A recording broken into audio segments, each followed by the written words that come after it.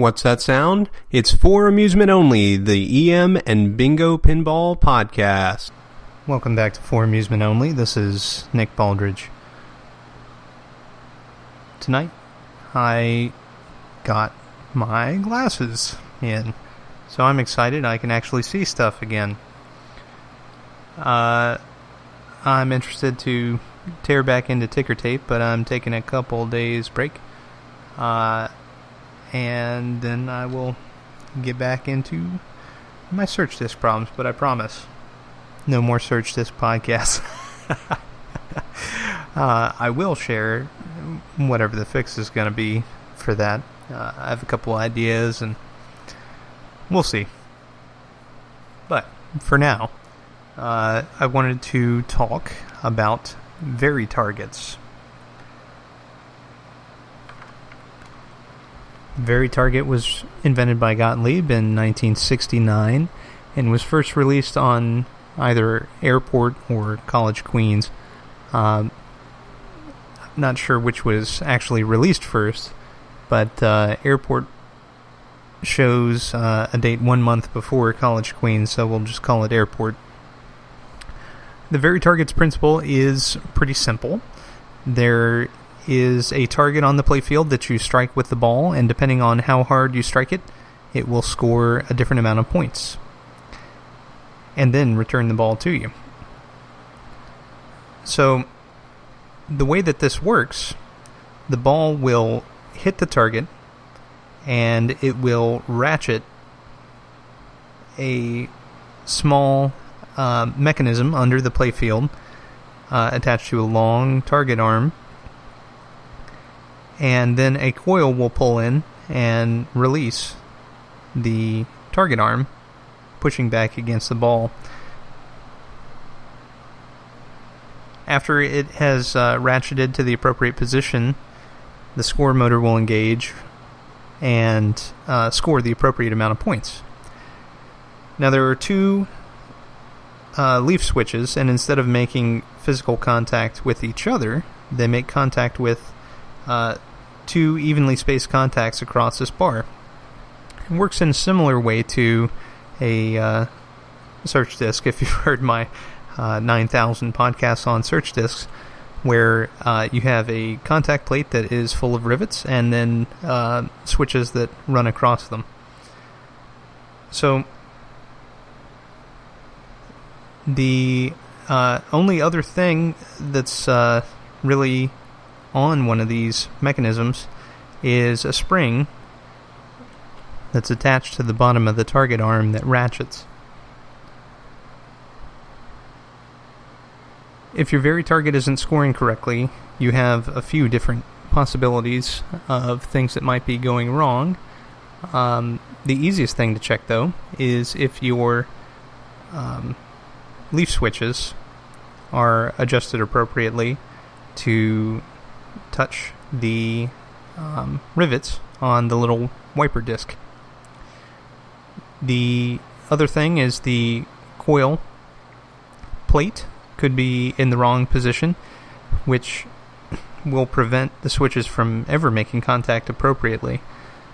This will also cause uneven wear on the contacts themselves, and eventually cause arcing and all kinds of other problems.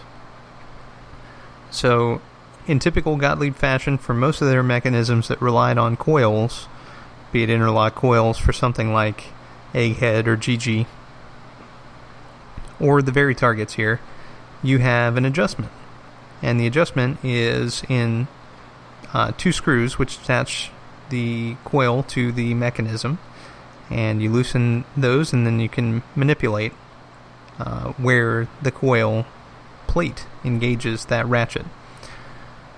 So, other than that, there's not a whole lot that can go wrong on the mechanism itself, as long as it's clean.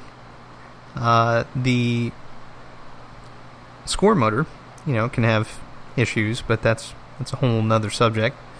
And if the target arm is not clean and the spring is not clean, then it may not snap back appropriately when the coil plate is pulled in.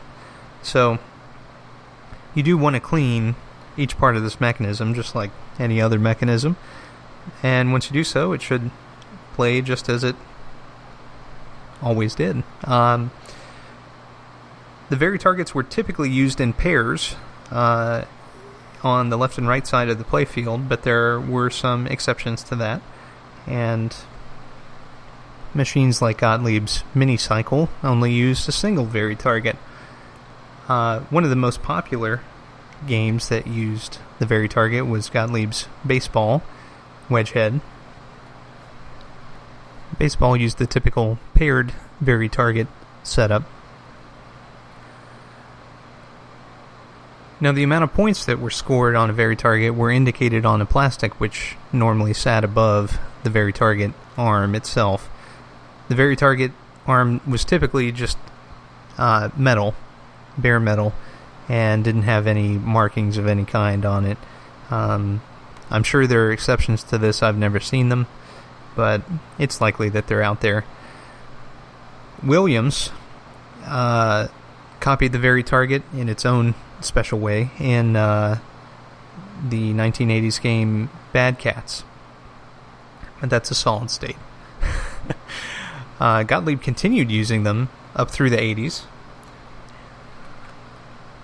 and up until 1992's Operation Thunder. Now, Stern even got in on the Vari-Target action in Ripley's Believe It or Not. These are all solid-state machines, though. There are many, many, many Gottlieb Vari-Target games that were made in earlier years, with the beautiful chime sounds that at least I know and love. I'm not sure, again. Everybody has their own opinion, and I'm no exception. Alright, well, thank you again for listening. My name again is Nick Baldridge. You can reach me at foramusementonlypodcast@gmail.com, and you can listen to us on iTunes, Stitcher, Pocket Casts, via RSS, on Facebook, and now on Twitter. I've hooked it up so that it posts the show to Twitter as well. And on our website, which is foramusementonly.libsyn.com. Thank you again for listening, and I'll talk to you next time.